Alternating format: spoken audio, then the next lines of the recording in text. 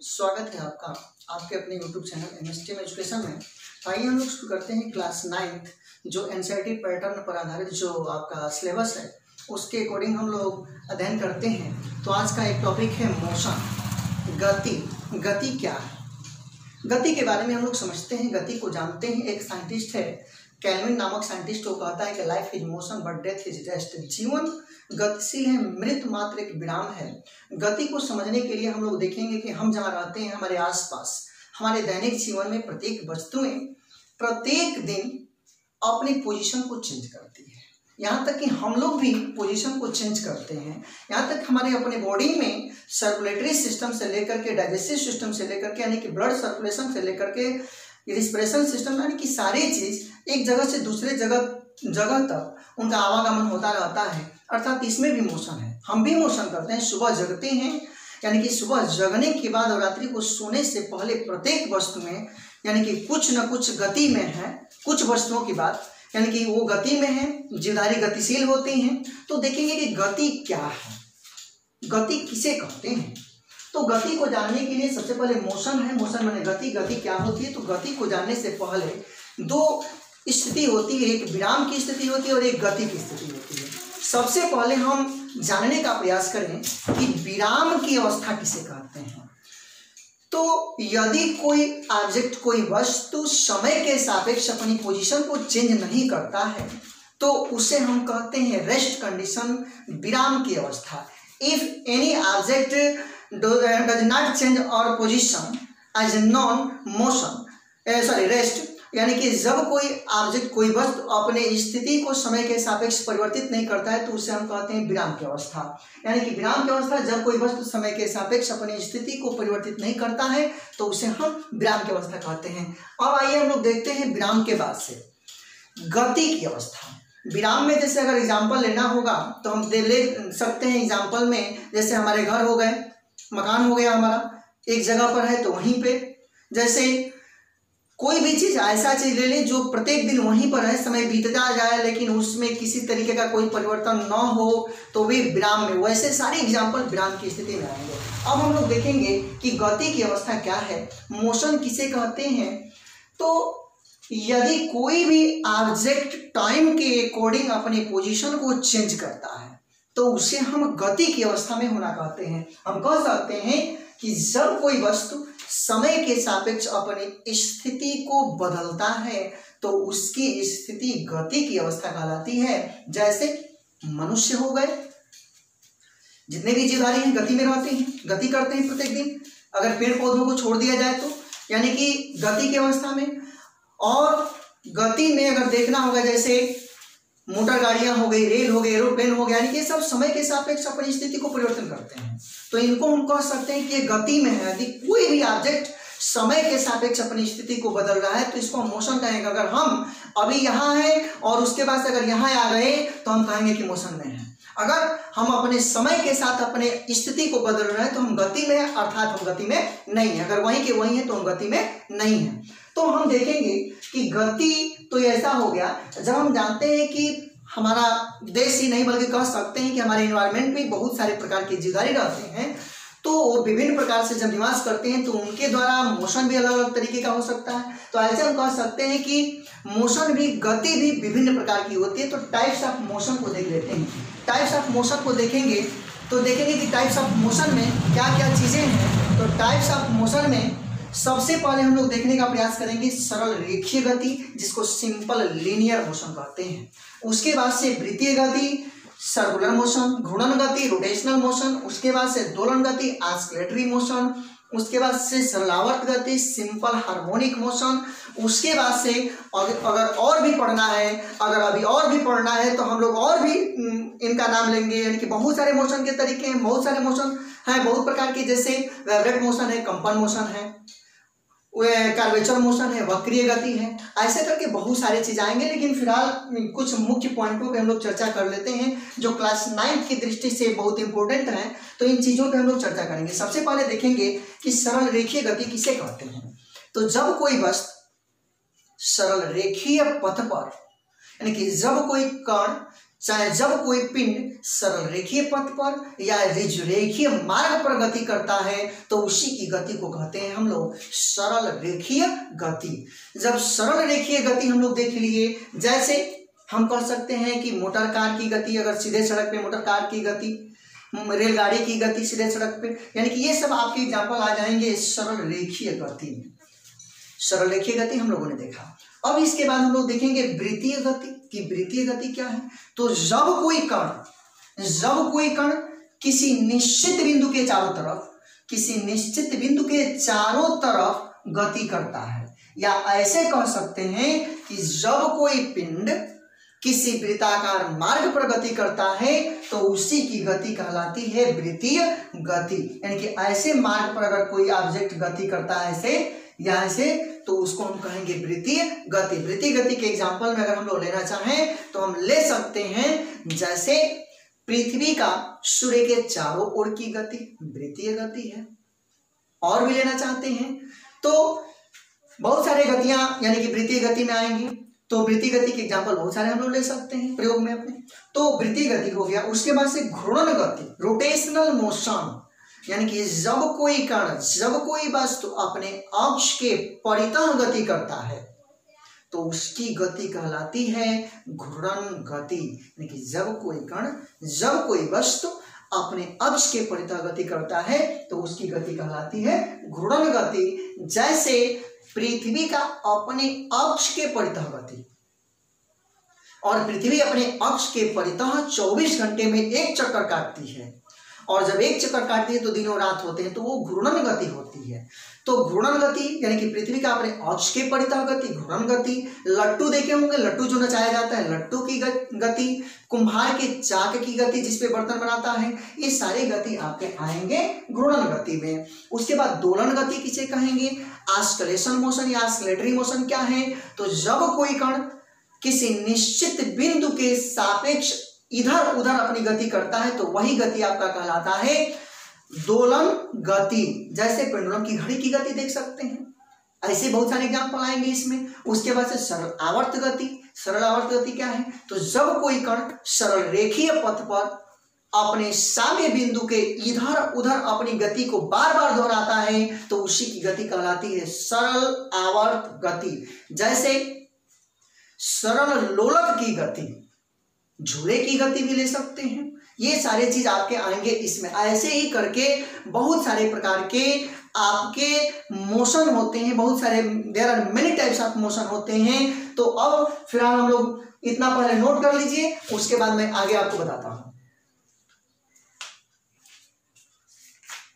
कि मोशन के प्रकार कितने हैं, गति के प्रकार कितने हैं, टाइप्स ऑफ मोशन को हम लोगों ने देख लिया। जो क्लास 9th के सिलेबस के अकॉर्डिंग है उसके हिसाब से हमने आपको बताया कि मोशन के प्रकार, गति के प्रकार, टाइप्स ऑफ मोशन कितने हैं, क्या है, उसके बारे में हम लोगों ने देखा। अब उसके बाद उसी में अगला टॉपिक है यानी कि सदिश और अदिश। थोड़ा सा इसमें भौतिक राशि देख लें हम लोग कि फिजिकल क्वांटिटीज क्या है।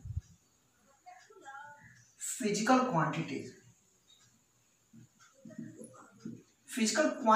क्या है, भौतिक राशि किसे कहते हैं। पिछले वीडियो में हम लोगों ने पढ़ा था कि भौतिक राशियां किसे कहते हैं। तो वे राशियां जो प्रत्यक्ष या अप्रत्यक्ष रूप से मापी जा सके उनको हम कहते हैं भौतिक राशियां। और भौतिक राशियां दो प्रकार की होती हैं, एक होती है सदिश राशि और दूसरा अदिश राशि। या ऐसे कह सकते हैं कि भौतिक राशियों को दो भागों में रख करके उसका हम अध्ययन करते हैं, यानी कि सदिश और अदिश में। तो सदिश राशि किसे कहेंगे और अदिश किसे कहेंगे।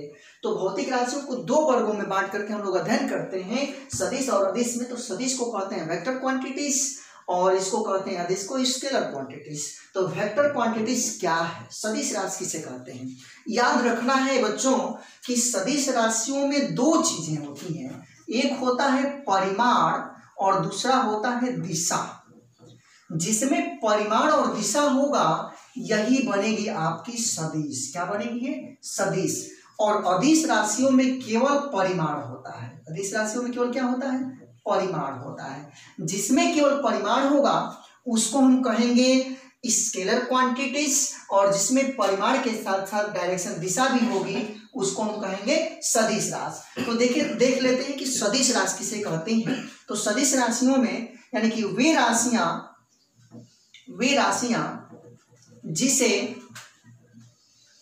व्यक्त करने के लिए, यानी कि वे राशियां जिनको व्यक्त करने के लिए परिमाण के साथ क्या होना चाहिए? परिमाण के साथ दिशा की आवश्यकता होती है। आवश्यकता होती है तो उसको हम क्या कहेंगे? तो उसको हम कहते हैं कि वे सदिश राशियां, यानी कि वे राशियां जिनको व्यक्त करने के लिए परिमाण की आवश्यकता होती है उनको हम कहते हैं सदिश राशि।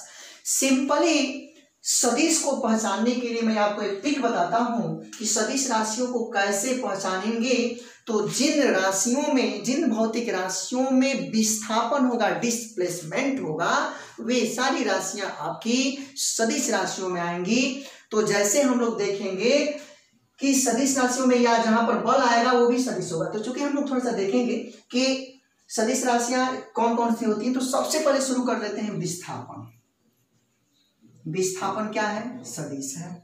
आज जिसमें विस्थापन आएगा वो सदिश होगा। विस्थापन के बाद मैं वेग लिखता हूं, क्योंकि वेग का सूत्र होता है विस्थापन बटा समय, तो विस्थापन है इसलिए यह भी सदिश है।